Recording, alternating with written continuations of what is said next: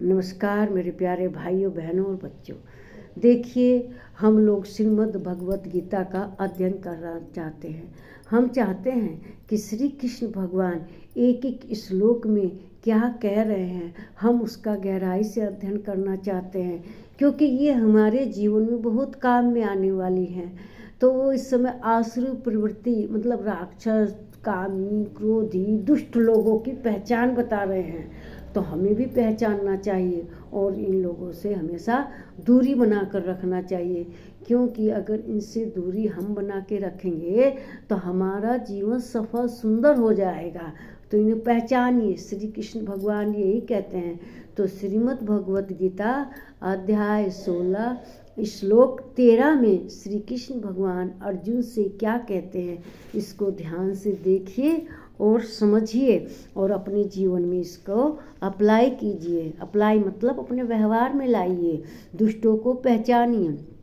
कहते हैं, इदमत्यं मया लब्धमिमं प्राप्य से मनोर्थम इदमस्ति तदमपि मे भविष्यति पुनर्धनम। ये सोचा करते हैं। कौन सोचा करते हैं? जो आसुरी प्रवृत्ति के हैं, राक्षस लोग हैं, उन लोगों की कामना होती है।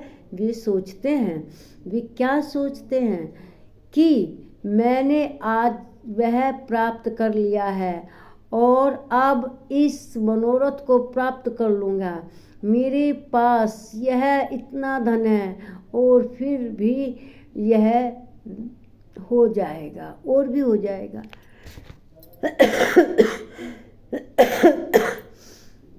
अपनी कामनाओं को, इच्छाओं को पूर्ण करने के लिए वे धन इकट्ठा करते रहते हैं।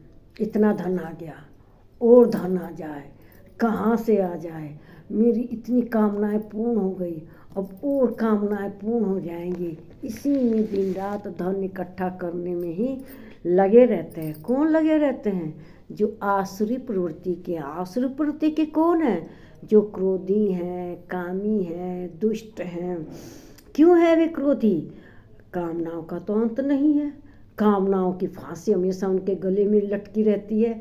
ये हो जाए, वो हो जाए, तृप्ति ही नहीं होती, संतोष ही नहीं है और असंतोष रहता है उनके मन में। वे दिन रात यह हो जाए, वह हो जाए, इसी के चक्कर में रहते हैं। कहते हैं, जो इस जन्म में पा लिया, अब अगले जन्म के लिए भी इकट्ठा कर लो। क्या ना, एक धनी था, उसने धन इकट्ठा कर लिया, बहुत अपने मुनीम से हिसाब लगवाया, कितना धन खर्च करेंगे तो मेरी कितनी पीढ़ी के साथ काम आएगा। तो जो उसका मुनीम था उसने हिसाब लगाया कि इस गति से अगर धन खर्च करेंगे तो आपकी 6 पीढ़ी मौज करेगी, आराम से बैठ के खाएगी। अब उस धनी आदमी ने सिर पीट लिया, रोने लगा। कहने लगा, क्या बात हुई सेठ जी? अरे मेरी 7वीं पीढ़ी क्या खाएगी, मेरे 7वीं पीढ़ी के बच्चे क्या करेंगे? तो इसीलिए जो कामी, क्रोधी, आसुरी प्रवृत्ति के हैं, उन्हें संतोष नहीं होता। वे सोचते हैं इस जन्म के लिए और जन्म, मतलब 3-4 जन्म का धन इकट्ठा आज ही कर लें। उनकी यही प्रवृत्ति होती है। और जो धन से भी उन्हें बेचैनी रहती है। धन आने पर संतोष नहीं होता, बल्कि और भी असंतोष रहते, बेचैन बने रहते हैं।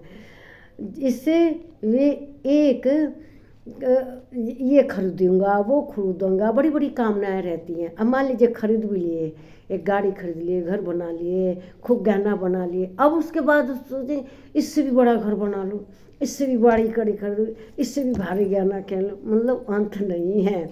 उसको क्या करते हैं, उसके गले में जो आशाओं की, कामनाओं की फांसी का फंदा हमेशा लगा रहता है। वो बेचैन रहता, सुखी नहीं रहता।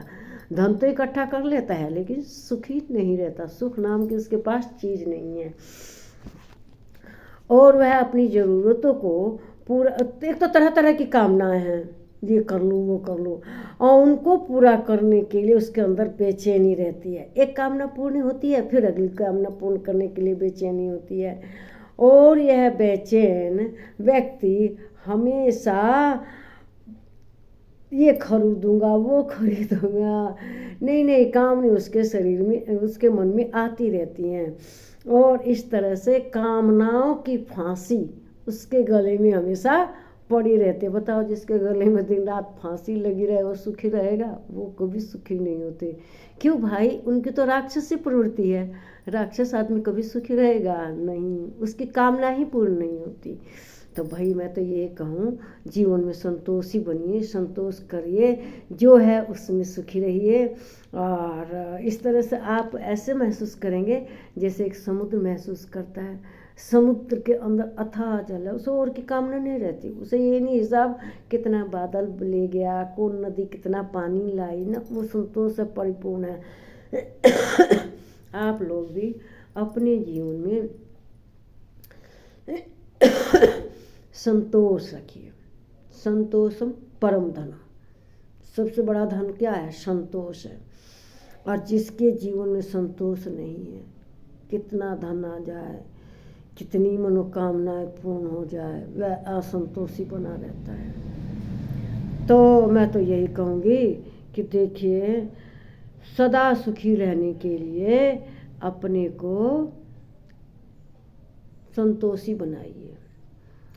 बहुत देर होने के बाद जो आसुरी प्रवृत्ति के लोगों ने समझ में आता है कि इतना धन इकट्ठा किया लेकिन सुख संतोष नहीं है। लेकिन जिंदगी बीत गई धन इकट्ठा करने में, भगवान का नाम नहीं लिया, भगवान का स्मरण नहीं किया। जब भगवान का स्मरण नहीं करेगा तो वह सुखी कैसे रहेगा? हमें संतोषी बन के भगवान का नाम जपते रहना चाहिए। इससे एक लाभ और है, हम जब भगवान का नाम जपते हैं तो दुनिया की टेंशन हमारे दिमाग में नहीं आती। हमें तो केवल भगवान का नाम याद रहता है। और जब टेंशन नहीं रहती तो तनाव भी नहीं रहता। दुनिया में क्या हो रहा है क्या नहीं हो रहा है हमें इससे क्या मतलब।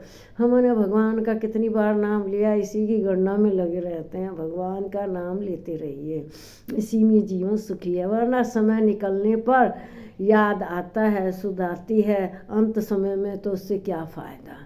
तो जिंदगी जब जवानी है तभी से भगवान के नाम का स्मरण करो, भगवान भी आपको पसंद करेंगे। अब बुढ़ापे में कुल लैट्रिन पर पड़े हैं, गंदे हैं, भगवान का नाम जप रहे हैं तो भगवान पसंद करेंगे? भगवान का स्मरण युवावस्था से ही कीजिए, देखिए भगवान प्रसन्न रहेंगे। भगवान में ध्यान लगाइए, सकारात्मक बनिए या संतोष से रहिए। नहीं तो आसुरी प्रवृत्ति के रहेंगे तो दुख रहेगा। क्यों? उनके मन में केवल यही रहता है, इतना धन इकट्ठा, कामनाओं की फांसी उनके गले में लटकी रहती है। तो जिसके फांसी गले में लटके है वो सुखी रहेगा? कभी नहीं रहेगा। तो उन्हें केवल क्या भोग है, कितने नौकर लगा लें, कितनी शरीर की सेवा कर लें, इसी में ही लगा रहता है। तो इससे क्या होता है? धन इकट्ठा करने के लिए, उन्हें आशा अपनी कामनाओं को पूर्ण करने के लिए जब दिन रात लगे रहते हैं, जब कामनाएं पूर्ण नहीं होती तो क्रोध आता है। क्रोध आता है तो दूसरे के साथ अन्याय करते हैं। तो भाई साहब, भाइयों बहनों, मेरे बच्चों, इस सब से आप लोग जरूर दूर रहिए। भगवान में ध्यान लगाइए, संतोषी बनिए, जीवन सुखी रहेगा। नमस्कार मेरे प्यारे भाइयों बहनों और मेरे प्यारे बच्चों, सुखी रहिए।